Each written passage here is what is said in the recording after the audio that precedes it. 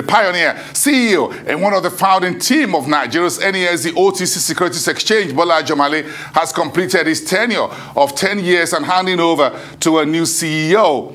Bola Ajomale is sitting down here with me tonight for his first exclusive interview as he retires from Nesd OTC. I've known Bola Ajomale for my entire career as a business news journalist over the past 30 years. This is a retiring interview with Bola Ajomale and not a goodbye.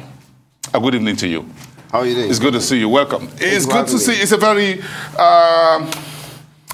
interesting moment for me, and having known you as a business journalist over the last 30 years or so. So when you told me a couple of months ago that you're retiring and that finally you'll be leaving the Nesd, I kept having memories and all of that. But this is not about me, this is about you. So let me... Your annual general meeting goes today and you give a bonus of 1 for 10. 1 for 10. That's your parting shot. We'll get to that a little bit later. But let me ask you, let's go back a little bit to where it all began in terms of the Nesd. Give me a brief background into the creation of the Nesd OTC market. What were the imperatives of the Nigerian market that made the Nesd over-the-counter important for us as an entity market window that needs to be created? So the whole idea came in the 90s.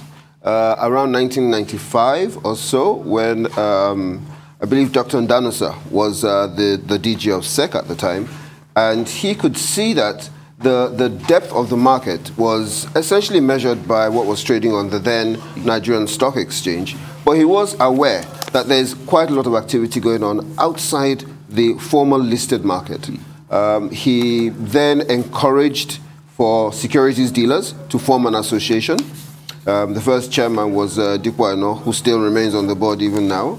And that was in 1998. And it remained an association just looking at how they could form it until 2011, when I stepped in as a project manager to run the project, to obtain the license, create a market, and run the market. Interesting. Why the Nesd sounds a little bit like the Nasdaq? Well, it is an association. Nasdaq too is started off as an association of securities dealers. So that essentially is where the name comes from. It's an association of securities dealers. We just happen to have the same N, but if we were, I guess if we were in Ghana, it would have been GASD or something. But well, what makes an Nesd different from a traditional stock exchange, many for things. example? Many things. Okay. So for a traditional stock exchange, you will need to list on that exchange. And over-the-counter market, you trade securities general.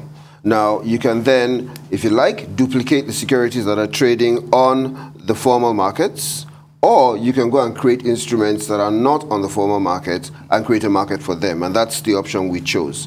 What our thinking was that the market and the economy is really not as captured enough or not as spread enough to want to duplicate what is already trading on one market. So we're creating a market for those that did not have a market before.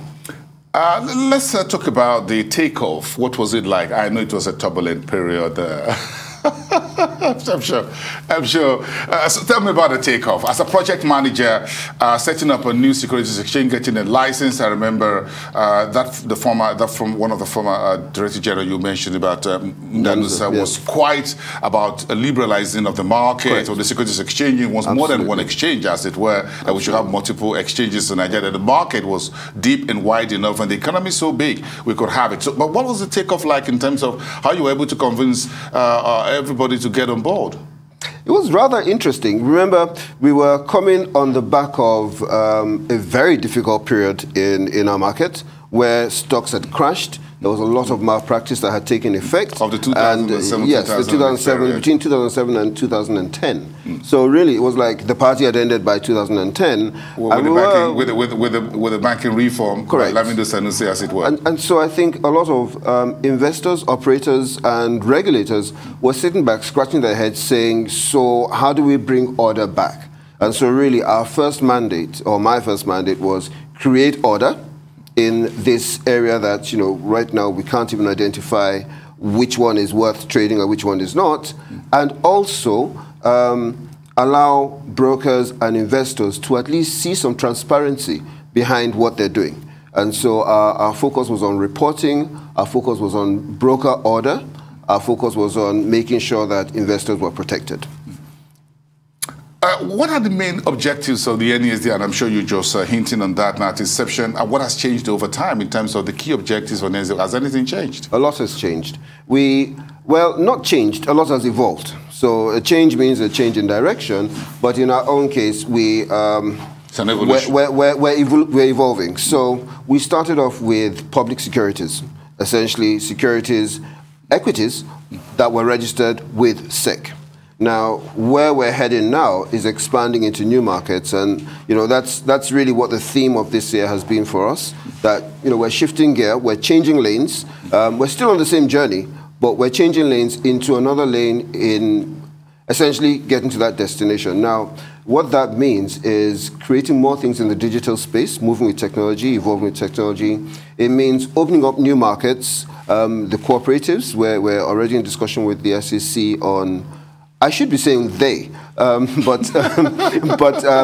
we are in discussion with the SEC about opening up a space for the cooperatives to actually create a market for themselves. We're looking very closely at the fintech industry to create a market for them. And so there are new markets that would evolve and come through. Well, we're going to talk a little bit more about that in the second part of this conversation, because I love the securities, the cooperatives societies, as it were, because if you look at East Africa with the Kenyan market, Correct. It's a whole heavy, as far as the SACCOs is concerned, which is the cooperative, and they're very big in the market because they go with the millions of folks at the bottom of the pyramid.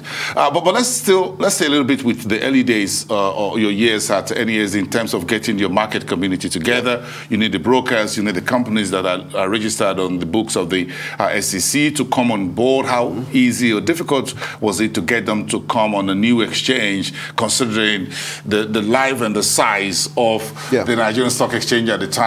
So I was very fortunate. I was very, very lucky to have some very tested, respected, and trusted senior brokers backing this project. So I was invited in by those brokers, and so I was only expressing what their hopes were in doing it. Once you had the more experienced and the more trusted brokers backing this project, then it was very easy to get everyone on board. Indeed, I think it was only last year or a year before that we saw a really huge groundswell of brokers joining in, saying, yes, we can go into this market. We first of all started our first year with maybe about 30 brokers who came in, and then as time went on, more of them came in. Interesting about your, but we'll talk about the human and the technology that you've been able to put behind this. Let us talk a little bit more about the technology side. Technology. Another very interesting aspect of our evolution, we actually started off with a homegrown, it was myself, a colleague of mine, and an IT person who we sat together and we crafted what I could only call an electronic chalkboard, where you'd put up what you have to sell and someone else would see it and identify it and buy it. That was how we started the market. Right now, then we at one stage migrated into sharing a platform with the NSC, the OMX platform that they use now. With the Nasd, yes. Yes. So we went into sharing that for a while, and now we have migrated into our own platform, which is Nets, which is supplied by Escrow International. All right, stand by, everyone. We continue this chat with the NESD retiring CEO. The future of the NESD under the new CEO and the leadership, but still a bit of piggyback with Bola Ajomale when the show returns. This is your Rise Exchange.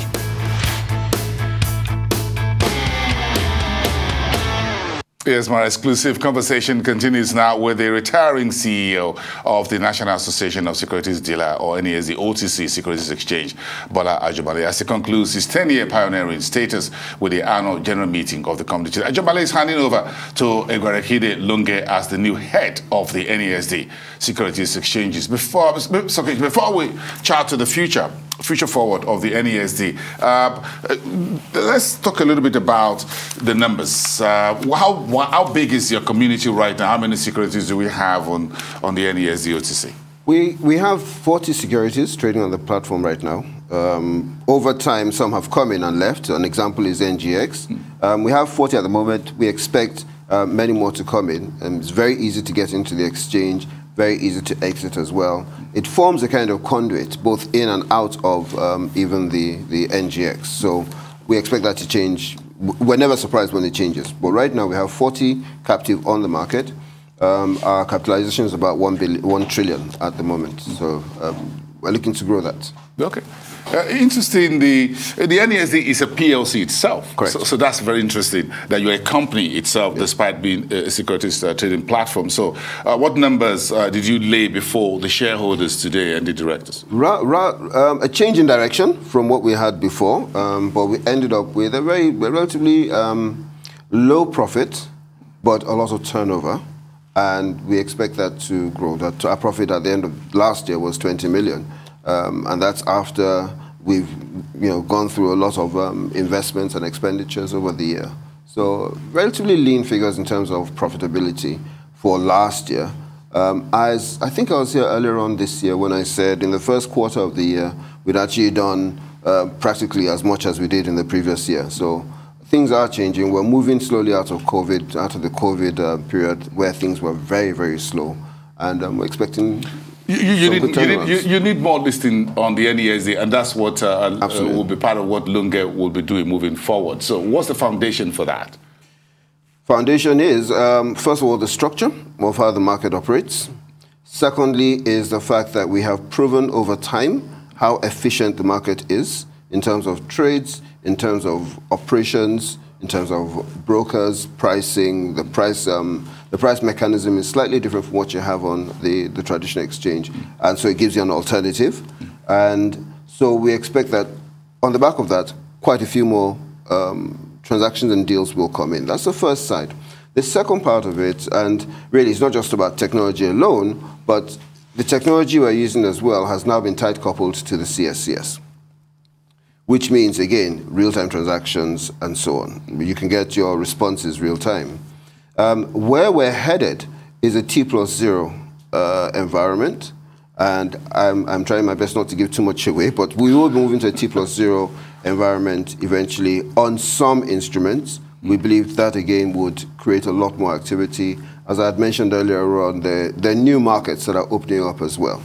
And so there's quite a lot to do. Again, there's the SME market that still hasn't been fully tapped, and this is the time to tap it. There's so many other industries that really is that shifting gear, changing lanes like a Grand Prix? Well, absolutely. Shifting gear in the sense that you're using your resources and realigning some of your resources, and you're either doing it to downshift or upshift. You're either increasing speed or reducing speed in one direction or the other. And a typical example of another company that has done that recently is even Nasdaq itself. It acquired a fintech company and sold off its fintech company as well. So, I mean, they're shifting gear as well, and they're changing lanes. And I think every vehicle that's moving in any direction will, at some point or another, shift gear. It will change lanes. Otherwise, the road's going to end. In terms of the guy who's the new CEO, Egwarikide Lunge, I'm sure he's also well known in the markets, being a broker dealer for many years. He's someone I've always known also over the years and decades. So what has been the exchange of hands right now in terms of leadership change as you exit? And Lunge now, with his image on the screen, is, have you guys had a handshake already? Well, we've had a bit more of a hug than a handshake, if you ask me. He's someone who we've all known on the market, and he's always been an ally in the market, even when he was in ICO, when he was the CEO of ICO Pensions. Yes. He actually we interacted quite a lot on market matters. And then by the time we started discussing about why don't you come closer, why don't you come in, that happened over a year. And so he joined us in November last year, and he has been with us since November last year. So that's why I said it's more of a hug. As part of the transition. He's really been involved with Nesd for quite a long while. So it's a very easy, very natural shift that we've made, a natural transition that we've made. Well, what do you think his direction will be? Have him back next week, and I'm sure he'll give you an idea of what he's going to be doing. I'd like to have him here. But I believe he would want to improve on the efficiency of our services. That's always a key for us, and that's because we're small, and we believe that if you're small, you should be nimble, and you should be efficient. Once you have those two in, then you move a lot faster. So I think he's going to be working with quite some speed. I'm strongly tempted to ask you what you are doing next after Nesd OTC. Okay, so I'm giving into that temptation. Tell me. So I have spent the last 25, 30 years of my working life supporting, growing, working alongside the capital market. It has become pretty much second nature. I don't think I'm going to move too far away from the capital market in whatever form. I will leave it at that. But I do not believe that I'll be totally away from the capital market. No, I doubt it's so too late to change, you know. Exactly. And the markets still need folks like yourself moving forward. Again, we're seeing a whole lot more dynamism. We're seeing more exchanges, even within the last 10 years of which the Nesd started. So there are commodities exchanges, you have the FMDQ. So there looks like there's still a whole lot more on the horizon. And your knowledge, your skill, your expertise, your everything you put together, your goodwill could still be used on the market. You've used, tell me a little bit more about your background, and that's what we're finishing off. Before you joined the Nesd, what were you doing? So I started as an accountant. You're looking much younger in that picture, by the way. Oh, those were many, that's before I really knew what I was doing at Nesd. By the time I realized what it was, then this was really at the beginning of our whole platform. That's Mr. Wale. Yes, it was a former commissioner. This one showing now is actually on the inauguration day. Yes, when we had the Ajomale as the head of the SEC there. Correct, yes. It was at that time. Yeah, the first female CEO, DG of the, of the SEC. Absolutely. So she's the one who actually signed off on the opening of the market. So, yes. Yes, after Indonesia pushed and then pushed it on the waters. Yes. So tell me a little bit more about your career. So I started off as an accountant and very quickly realized I was a bit too restless to be an accountant. So I did migrate into stockbroking. I trained in EY, Ernst & Young, as an accountant. And then I went to join CSL Stockbrokers as a stockbroker. I remember. Just behind the stock exchange. Correct. And I was there every single day. You were the manual call over? Yeah, I was in the manual call over. That was fun, but you know, the joy of the call over was that you hear logic and arguments that really like elevate. Yes. I miss those days. Yes. I enjoyed them. I worked very briefly at Midas Stockbrokers as well, and then I joined Augusto & Co., deepened analytical knowledge and so on. Went back into corporate finance in NBC, International Bank. It's now part of First Bank. Yeah. And then set up ADH, the asset management firm for ADH. Yeah. Worked with them for about 2 or 3 years. Yes. Which was a discount house way back in the 90s, yes. Ran that for a while and then decided to get some international exposure. So I went out to Canada and I worked in Manulife and Canada Pension Plan before the itch to come back and to contribute essentially to the market took over, and I came back in to set up Nesd. So quite an interesting and very rich career you've had, I'm sure. I've been privileged, indeed. I've been very privileged. I know. I love that. I'm sure some folks are looking at you and looking to snap you up. But again, whatever you're up to, let me be the first to know. Is that a promise? Thank you very much. Yes, it will be. Yes, it is a promise. Thank you very much for having me. This is still a long friendship. And knowing you as a journalist on the floor and the retiring CEO of Nesd, well done. Thank you so much. Good talking to you. Thank you for having me. It's been great speaking with you, and we wish you more the best in the years ahead.